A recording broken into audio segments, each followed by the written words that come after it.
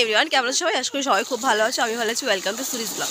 তো আজকে হচ্ছে মাসিদের বাড়িতে পুজো, মানে মায়ের বিসর্জন। তো এই যে আমার পিছনে দেখতেই পাচ্ছ, মা বিসর্জন হয়ে গেছে। আবার সেই একটা বছরের অপেক্ষা, মা আবার আসবে।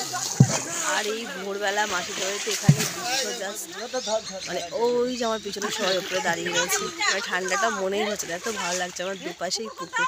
তো চলো, আসছে বছর।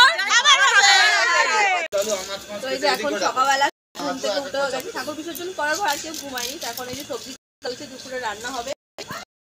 সবজি কাটা হচ্ছে, মাসি হচ্ছে বাঁধাকপি, আমি বেগুন। আর এখানে বটি দেখো মাসিদের কি বড়, মানে আমার বাড়িতে তো ছোট বটি, আমার এই বটিটা দেখেই ভয় লেগে গেছে। ওই যে ছোট মামা, তুমি আজকে আমাদের হেড শেফ, রান্না করবে। মামা একটু হাই করে দাও। সবজি কাটা মোটামুটি কমপ্লিট হয়েছে। তার মধ্যে মামি বানিয়েছে হচ্ছে চা আর বিস্কুট। তো আমরা এখন চা বিস্কুট খাচ্ছি, আর সবজিও কাটা চলছে, সব কাজ একসাথে হচ্ছে। চা কেমন বানিয়েছে? অ্যাকচুয়ালি উনি কড়া চা খায়, তো সেই জন্য চা কর। ও ছোট মামি, তুমি কড়া চা বানাওনি কেন? তোমার নামে কমপ্লেন হচ্ছে, তুমি কড়া চা করো নি। ওই যা স্নান টান হলো, স্নান করার পর ব্রেকফাস্টও করা হয়ে গেছে। আর এখানে সবাই মোটামুটি রান্না বান্নার কাজে লেগে পড়েছে। আর এই যে বাবিন, ওই যে তোর পাপা একটু আগে এলো, 2 ঘন্টা আগে, 2 ঘন্টা এসে একবারে দুষ্টুমি চালু। ছাড়া গরু আর বাঁধা গরু ছাড়া পেয়েছে, এখানে সে তো দুষ্টুমি চালু হবেই। রান্না হচ্ছে স্যার, একটু বলুন তো। তো এই যে আমার বেস্টির হাজবেন্ড এখন চিকেন রান্না করছে। আর এদিকে ছোট মামা। মামা কি করছো? কি রান্না করছো তুমি? মামা সব সবজি দিয়ে চচ্চড়ি করছে। আর এখানে এই যে মাছের কাটা ভেজে রাখা রয়েছে। আর এই যে চচ্চড়ি আমরা যেগুলো কাটাকাটি করেছি সব সবজি। তো তারপর রান্নাবান্না কমপ্লিট হয়ে যাওয়ার পর আমাদের সবাইকে খেতেও দিয়ে দিয়েছে।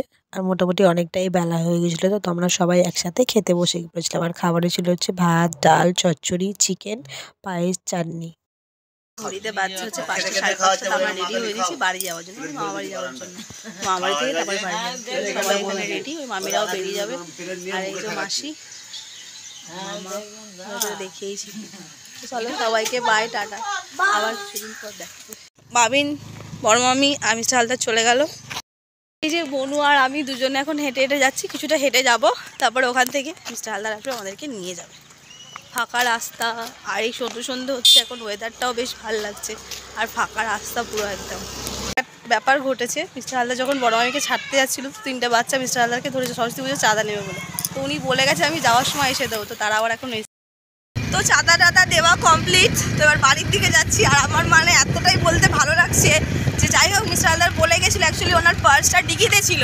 তো উনি যাওয়ার সময় বের করে আর কি দিতে পারেনি। তো বললো তোমরা একটু দাঁড়াও, আমি ছেড়ে আবার আসবো।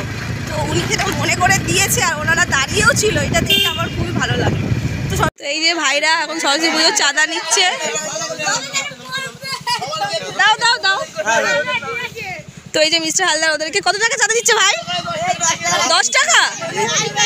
ও 10 টাকা দিয়েছে ভাইদেরকে নামে চাঁদা সরস্বতী পুজোর।